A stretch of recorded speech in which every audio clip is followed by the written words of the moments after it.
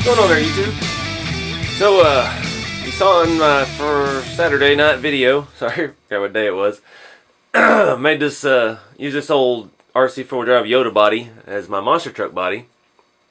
And, the next day after that, I accidentally realized I had all the links I needed.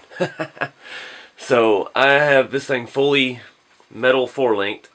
I used the ones I bought for it originally before I decided to make it a monster truck. They are stock looking, they're not a round link, they're the same shape as the stock lower links, but they were too long for the standard chassis, so I ended up not using them, and I forgot about them. I bought some round links off of eBay from China a long time ago. I don't even remember why. And it just so happened that they were the right length for the upper mount, the upper links. So I made it all work. I've got this thing all metal linked, and the pinion angles are corrected, and everything's jiving fine and dandy. Now we got a body on it. So I just was going to get out here and do a video to show you all that, since I didn't film any of it. And I realized, you know, I could probably make the front links I need too. So down here in front, I've got RC 4-wheel drive 73 mil with some spacers and some angled ends, and then I have a 60 or 59 mil with short ends for the servo link, and I'm just gonna go ahead and do it like that. Get rid of that plastic thing, because right now that's the only thing I know will break when I drive it. The shafts and stuff on here seem pretty good, other than the body. The body's probably gonna break when we drive it, but that'll be the fun part. So I'm going to go ahead and swap that out, and then I'll get this thing upside down here so you can see what all I'm doing.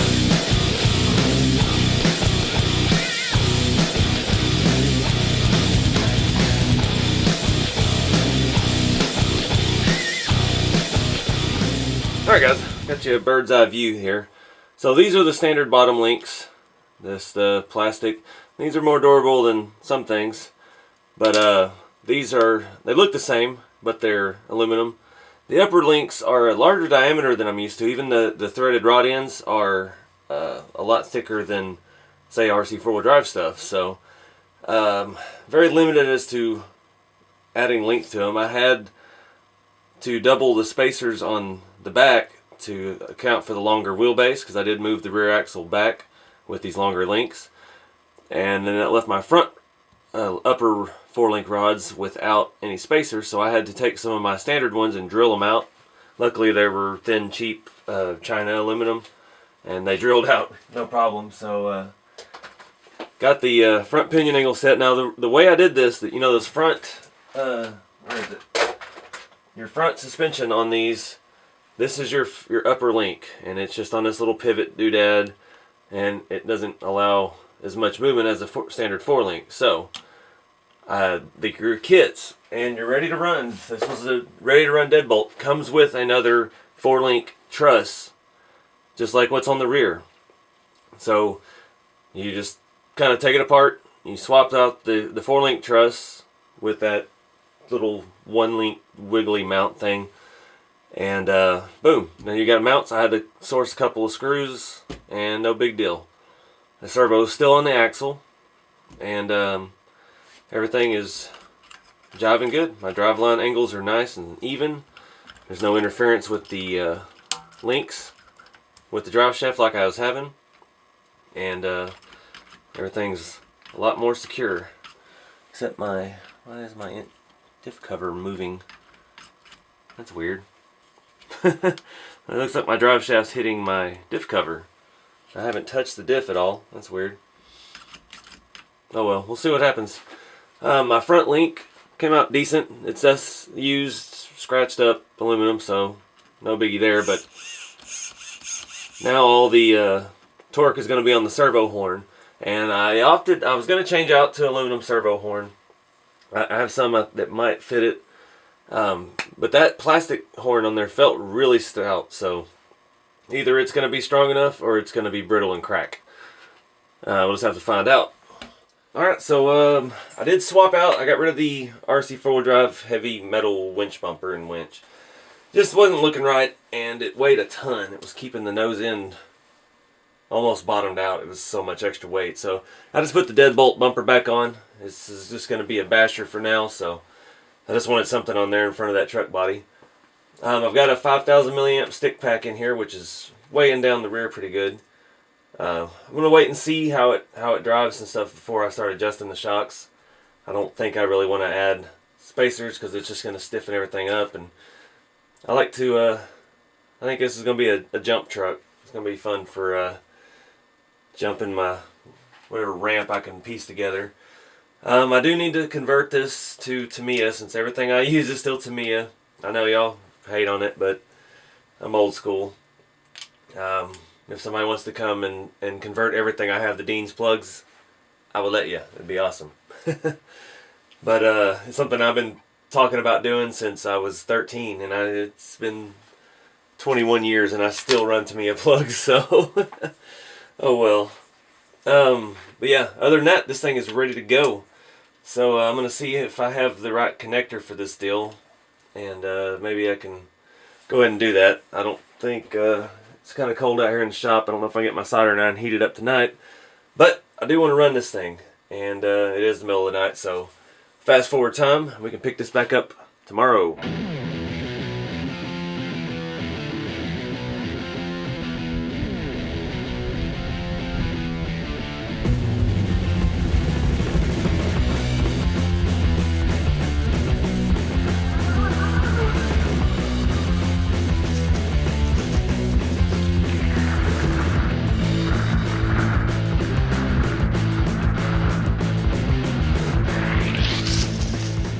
That sucked. Supposed to be a 27 turn motor. It comes with this, and that was a dog, man. Even with the bigger tires, it should have been a little faster. So I'm gonna dig through my bins and see what I can find, because that's not even worth filming right now. That's so doggy. Can't have a monster truck. Can't take some sweet jumps. So let me see what we can do.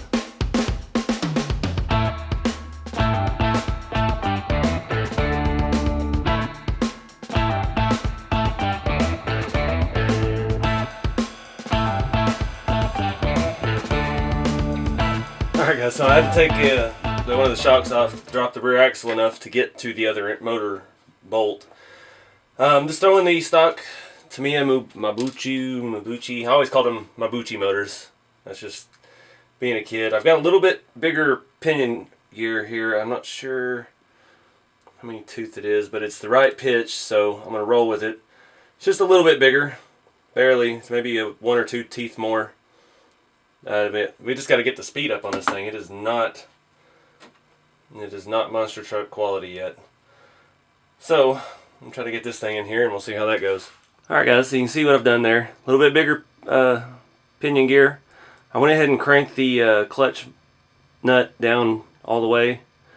Let's go ahead and strip some gears if we're going to strip some gears. I don't think this motor is going to be quite zippy enough to really do that, but I don't know what kind of gearing these axles have, so we may have to step it up quite a bit to get the speed that I'm looking for out of this thing. But we'll see. Like on the Sand Scorcher, I was blown away by the speed of that can motor. So I'm going to leave the gear cover off because I have a feeling I'm going to be making some changes. So I'm not going to try to put that back on. It was kind of a pain to get it off. So let's get this thing buttoned back up and get back outside.